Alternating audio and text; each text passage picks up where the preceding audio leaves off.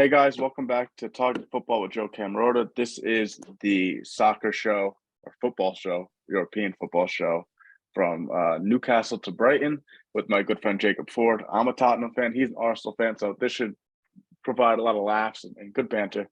But today, with the Premier League starting up this weekend, specifically on Friday with Arsenal versus Crystal Palace, we're going to get underway and just talk about some of our predictions that we have for this season. Who's going to finish top six? Who might win the league? And who do we think is going to get relegated? So, Jacob, where do you want to start today? Relegation, top six, champions? No, let's start with relegation and then we'll work our way up. Go to top six after, I'd say. Okay. So, I'll let you start. Who are your bottom three? All right. So I don't have a specific order, but I do believe, well, actually, I know a specific order. I think last place 20th is going to be the Yo-Yo Club. If there was a moniker like, the Instagram, the Little Miss Yo-Yo Club, it would be Fulham. Craven Cottage is West London, born and bred, but this team is a Yo-Yo Club. They have Mitrovic, got rid of Carvalho, to Liverpool. I think that's a big loss for them. Mitrovic had a fantastic season last year, but Fulham is a yo-yo team. I don't think they make any huge signings this summer. They didn't really improve that much. I see them finishing in last place this year. What do you think? Fulham is in my relegation, but 20th, I have Bournemouth, not Fulham. Okay, I have them 19th. Yeah, that's where I have Fulham. I have Fulham 19th. I think those teams are the two teams that are going to finish at the bottom. I just think Bournemouth is just awful.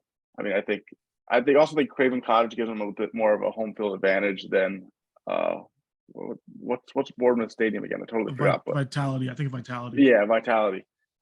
That stadium is just, I don't know. It feels like it's empty all the time. It just doesn't really do much for me. They don't have Eddie Howe anymore as manager, who I thought was a very good manager. So I just don't really see them doing much this year coming up. I know they might snag a game or two off Chelsea somehow, snag a couple points because they just tend to do that for some reason, but I don't see them doing much. I think they'll finish last. I think it'll be a fight for 20th between Fulham and Bournemouth. Fight for 20th. Yeah, I agree. The struggle competition, struggle Olympics. Yeah, I have them 19th. Honestly, it's interchangeable. I think they're both yo-yo clubs. Their team does not move me in the slightest. I mean, their defenders are Ryan Fredericks, who has West Ham. He's playing for West Ham. In the midfield, Lewis Cook has been up and down yo-yo club player for a while. Jefferson Lerma has been in the Prem for a little bit. Philip Billing, Stanislas, and then their striker is Dominic Solanke, who's a young striker who's had a pretty good season in the championship. Got a lot of stick for not being very good in the Prem his last few years. That's another chance to prove himself. Honestly, he is not, the guy that's going to lead you to a decent spot in the Premier League, unless he proves me wrong. I think they're 19th or 20th for sure. Yeah, and then 18th. 18th, yeah, what do you have 18th? I don't know if this is a hot take or not, but I got Everton. I just think they're awful.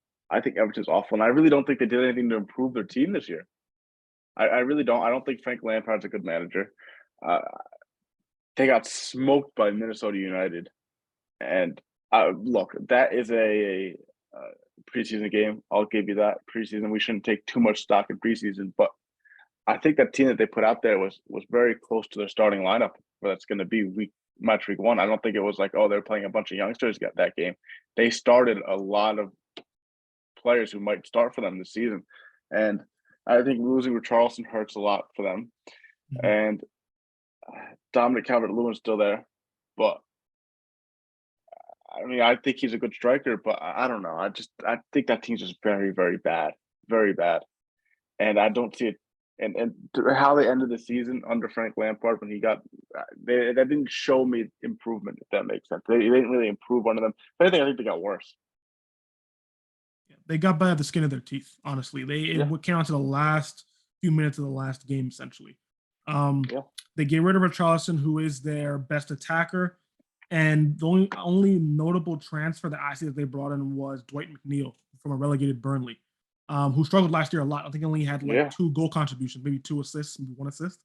And Ruben Vinagre, who was a really bad player for Wolves a couple seasons ago or last year. They don't have a great team. I think personally they're going to survive, but just barely. I have them tipped to finish around 16th, 17th. In 18th, I personally have Brentford. I think Brentford's going to have Really, second season syndrome. I can see that. I don't know. I think them losing Ericsson is huge. Yes. Them losing Ericsson is huge. I believe he came in January. He was not there for the full season, but I do believe that Ivan Toney only managed 12 goals all season. Without Eriksson supplying him, I don't even know how he gets close to 15 this year. I think he essentially plateaus at about 12 to 13, and that's not enough to sustain in the Premier League, especially when the teams around him, it's around them like West Ham, Wolves, teams that finished in around 9th to 13th place, pretty much got stronger, and they pretty much stayed the same. I think the only major sign that they made was Ben Mee from Burnley when they got relegated.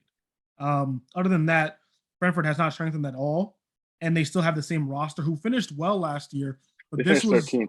finished But again, 13th, Ericsson did a lot for them. That Ericsson did a did a lot lot for that them. second half. Yeah, and home field advantage is very big. And I can tell you, first game last season, almost a year ago, we got smoked by them in their first Premier League game in 20 plus years or whatever. It was a lot of energy, intensity. This year, I see that still happening, but teams can figure them out a bit easier. Towards the end of the year, they dropped a lot of points. I could see them with their team being not that great. They can lose out on games that they should win. I'm not super convinced in their midfield or their strikers at all. Tony is cool, but I do not see them staying at the same level of 13th. I think they're going to be 18th this year. That's a good shout. I have them finishing low on my low too. I mean, I don't have a full table, but I don't think they're finishing top half. I think they're going to be around 15th to 17th. But yeah, I agree with you on that one. I don't think they're going to be very good. I just think Everton's worse, personally. That's fair. That's fair. I think they'll have enough Also, quality. I think Thomas Frank's a better manager Yes, than I agree. I actually agree with that. I think Lampard is and I not think that's going to overrated, be the but big not good. thing. I think that's going to be the thing that separates the two teams. I think Yeah. Frank is going to get his team into a hole. The question is, do they sack him at some point and replace him with someone better, or do they kind of let him ride out? His name is what's carrying him currently. If he had the Yeah, same CV as a random manager, if you switch Thomas Frank and him, Brentford's getting relegated, and there's no way Frank Lampard is able to continue doing this, especially what he did with Everton last year, and continue to have a job. It can't happen. yeah.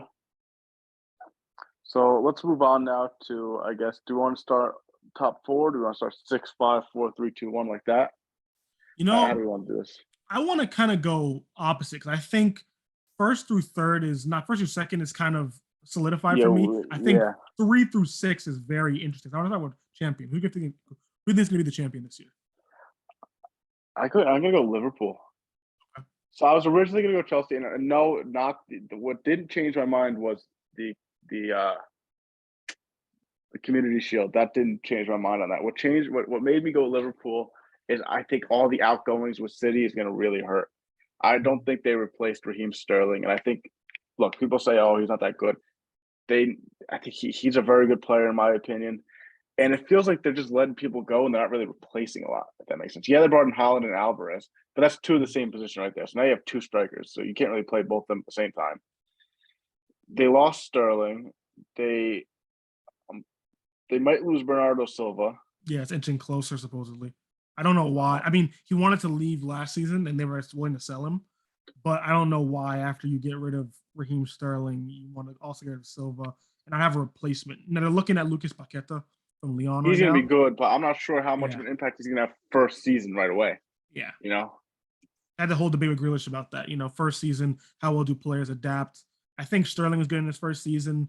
De Bruyne's obviously good, but something about forwards at City, they don't really excel in their first season. yeah. But I mean, we'll have to look at see. Grealish. Yeah, go Sesh. They brought in Calvin Phillips, which is a good signing. Other Lost than Zinchenko that, to us. yeah, they lost Zinchenko. They lost Gabby Jesus, who I think Jesus was a great player towards the end of the season for them. Mm-hmm. That's Cucurella deal's not going to happen supposedly. yeah. I'm not. I don't want to say City's going to be bad at all. I mean, it's Pep Guardiola. That team's finishing top two, right? But Mm-hmm. I just think I don't know. I think the top two teams got worse this season. I I agree think with you. I agree with you. Liverpool. I think Mane is a huge loss. People aren't talking about. I'm not. Luis Diaz, good player, I don't know if he's that. I don't know. I'm not sold that he's going to be a great Mane replacement. I'm not. But you still think it's enough to get him the championship though, to win. I think so. Title. I don't know. I'm torn, but I think it's gonna be Liverpool just based off gut feeling. I'm gonna go City. I feel as though they do have departures that do worry me. I think Bernardo Silva leaving is big, but I expect them to sign at least one or two more players before it's all said and done. And I do believe even without Cucurella, they're still going to be solid. And I really this is going to be kind of redundant, but the key is Holland. That Community Shield match was embarrassing on a lot of levels. Regardless of, I'm not a City fan at all. As a City fan, that wasn't super like exciting to watch. Like if you're watching Holland for that game, it wasn't a good game to watch. But what I do know is if he gets hot and he gets the service he's supposed to get, he's going to get at least 20 to 25 minimum.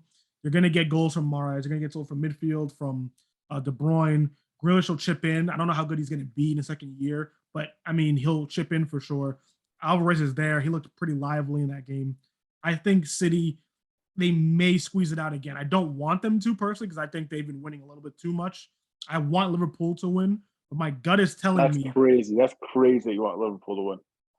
I don't know. I think City's winning too much. They're winning too much. I agree, but it's like they win. It's like okay. I feel like Liverpool winning is it gets unbearable. I think because you have a bias against them more than I do. That might be it, but I just think okay if they kept essentially the same roster as last season, which they didn't. They sold players. They add Holland, which is the striker they were missing. They still win a league without a main striker, really, because Gabby Jesus is really a right winger who we're playing as a striker because he can do that, but he's really a winger, a right forward. Holland is a number 9. If he can figure out this system, they can feed him the ball and he gets hot. This is a dangerous team that I think beats Liverpool. This Community Shield is not a great example of Holland playing. I think yeah. I was gonna say I think it's separated by like down to the last match day again. I'd say City squeezes it out. I say City unless there's a catastrophic injury, either like we see a Virgil van Dijk go down or Ruben Dias go down or a major problem somewhere in the midfield for City. I don't really see it being a 9-point affair at the end of the season. I think it being 3-4 points at most. And I see City squeezing it out. But Liverpool can definitely win this. I think Darwin Núñez has got a lot of hate this summer for sure. Some rightfully so. He was not playing well, but he had a really great game. He had 4 goals earlier, a couple weeks ago, and he did score on the Community Shield. Took his chances pretty well.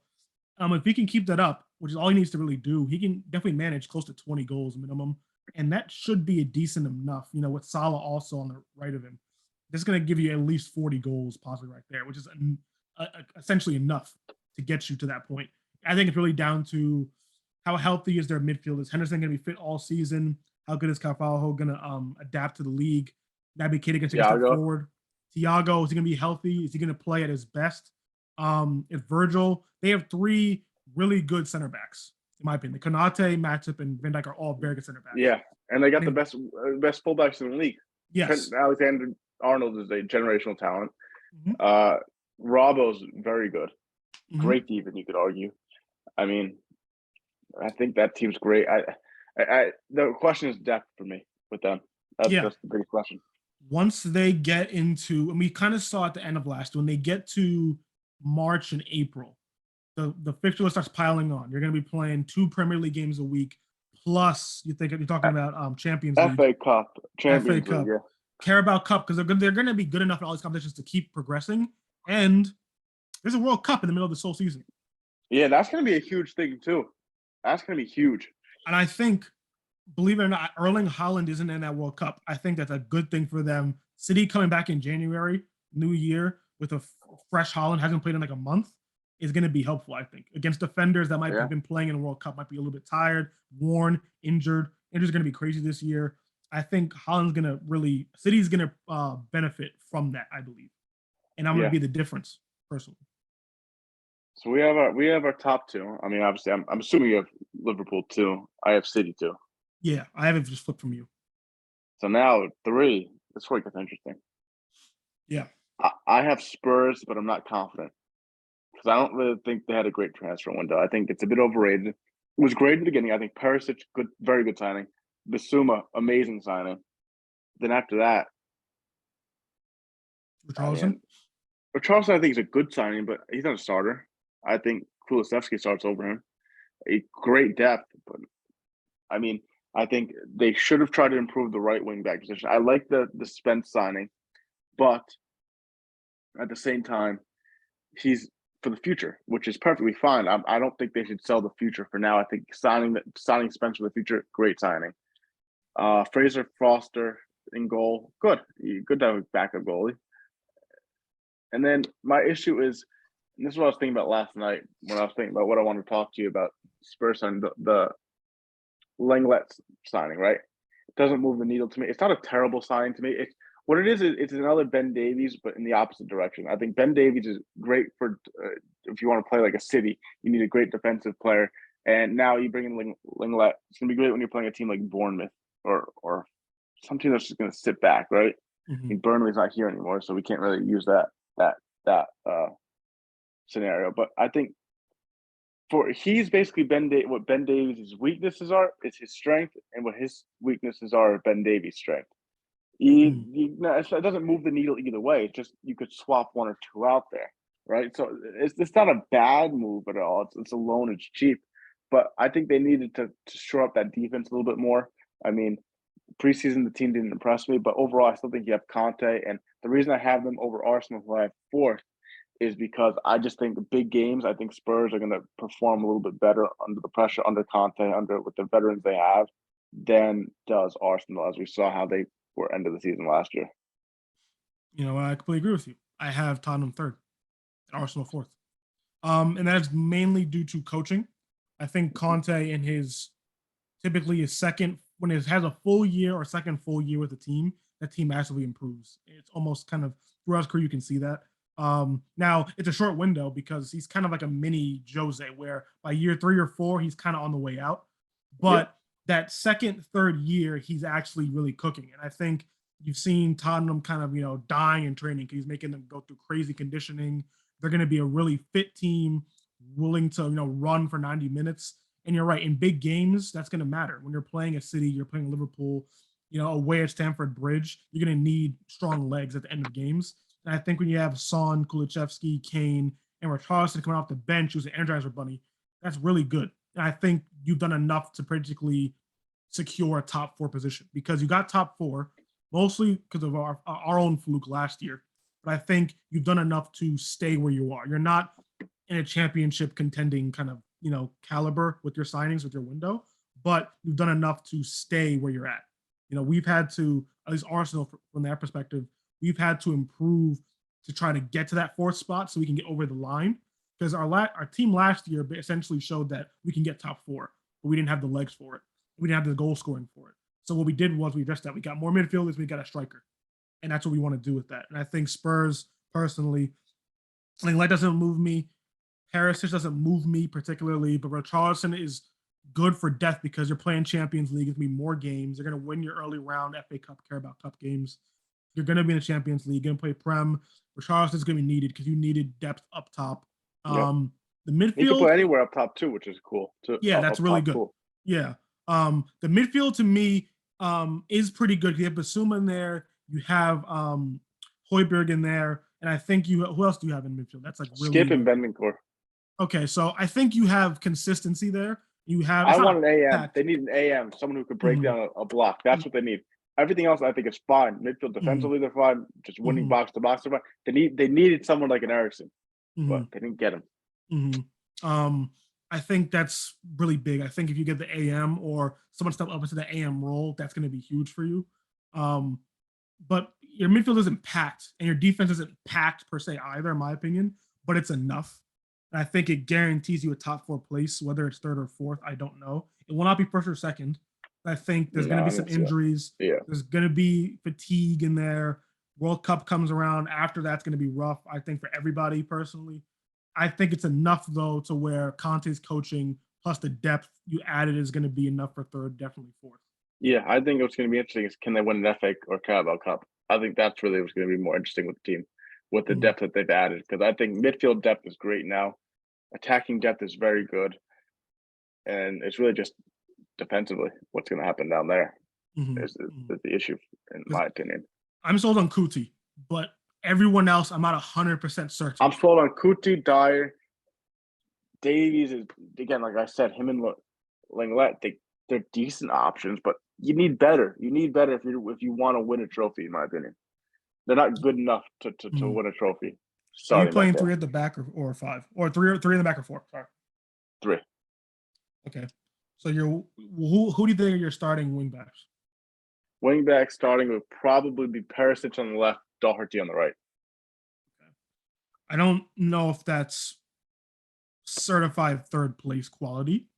Perisic is. The problem is Doherty. And then what's his backup? Emerson and Jed Spence? Yeah, exactly. Exactly. No, I mean, possibly Lucas Moura. It's looking spooky on the right wing backs for Tottenham. I think it's enough personally because everywhere else is fine.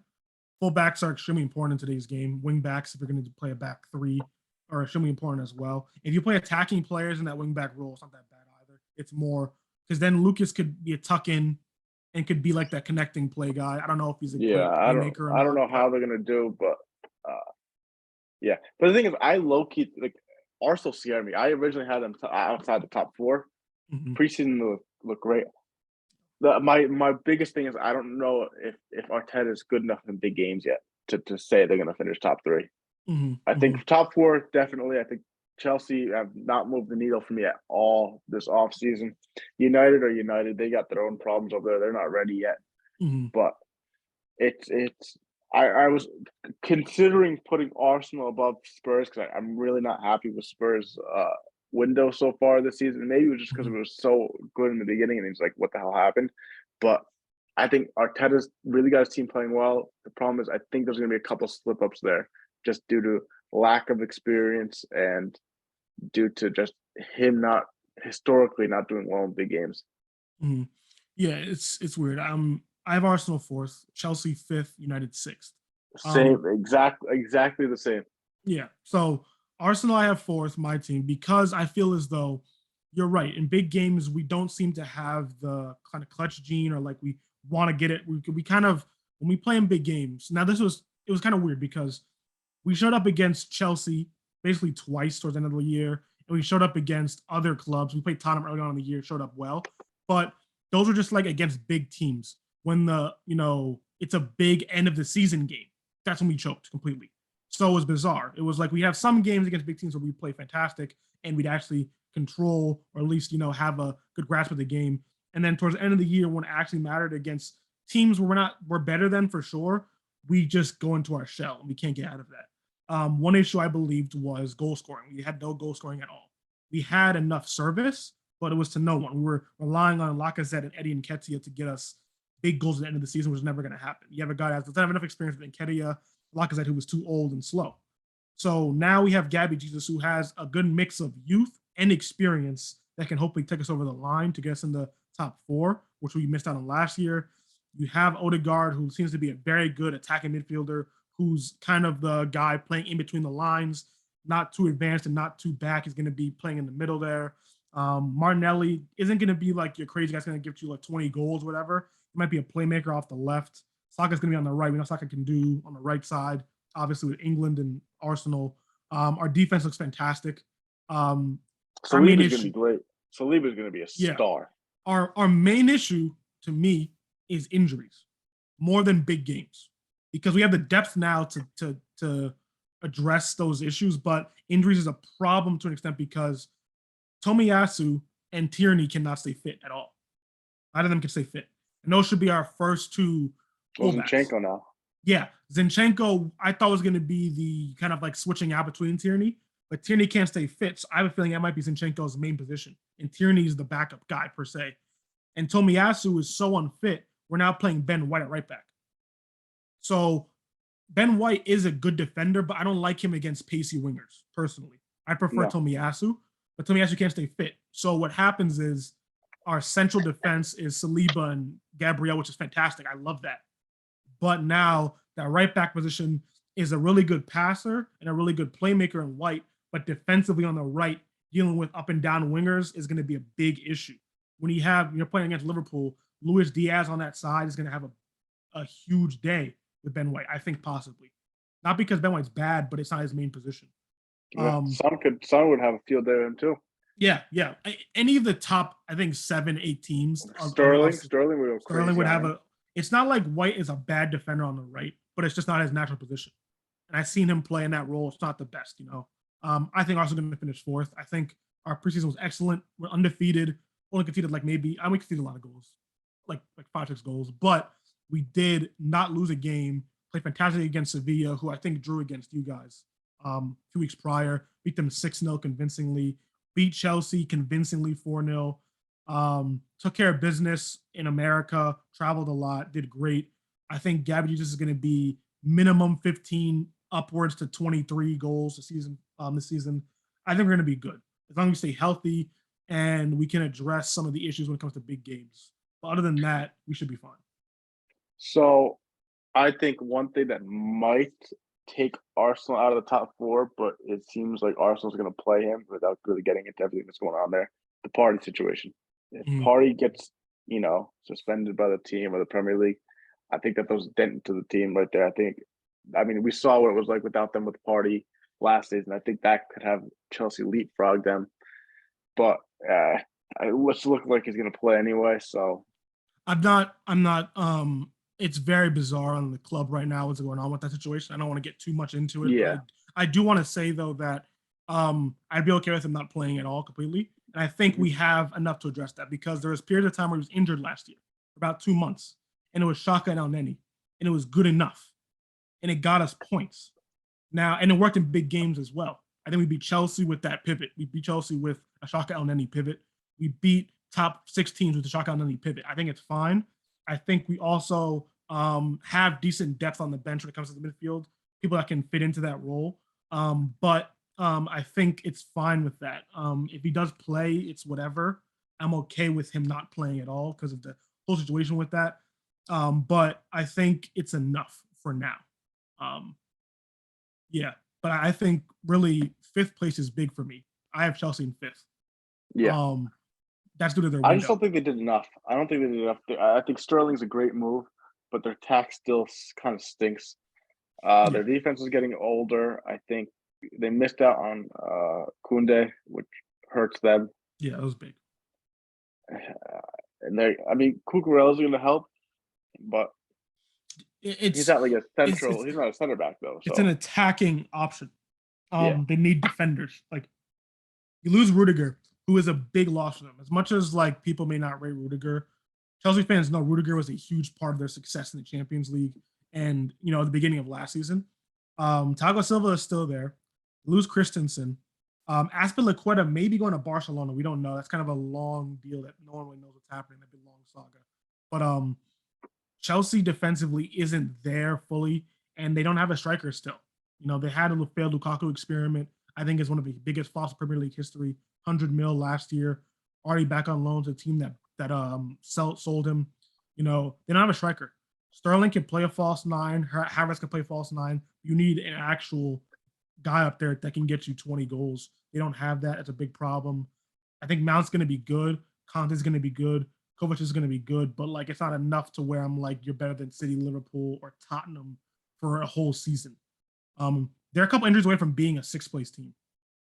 Yeah, my 6th place team is United, who I think are really on the up and up. I think Ten Hag is a great coach. You remember back our freshman year back in 2019 when Spurs played Ajax in the Champions League semifinal, and I told you, I'm like, if we ever lose Poch, I want Ten Hag to replace him. And I just don't think they're ready yet. I think there's a lot going on. I think the Ronaldo situation is going to hurt them a lot. They need to move on from him. If they have to just eliminate his contract, they just should. And yeah, but other than that, the team is again the defense. Meh, doesn't really. It's a problem for me because I feel as though Ten Hag is a good enough coach, but he needs to have his team there. It's kind of like Arteta for me. You need to have the team to implement your system.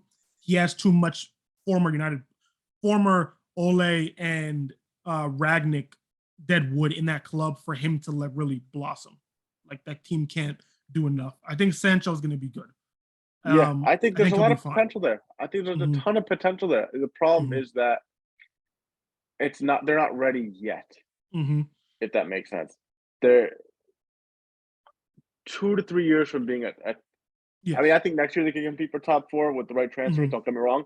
But I think if things go right for them under Ten Hag, I think within 2 to 4 years, I think we might see them back in title conversation. Yeah. The thing is, I think they need a competent striker. I think they have the attacking midfield covered. They have Ericsson and Bruno. I think that's enough attack, as far as the attacking midfield goes.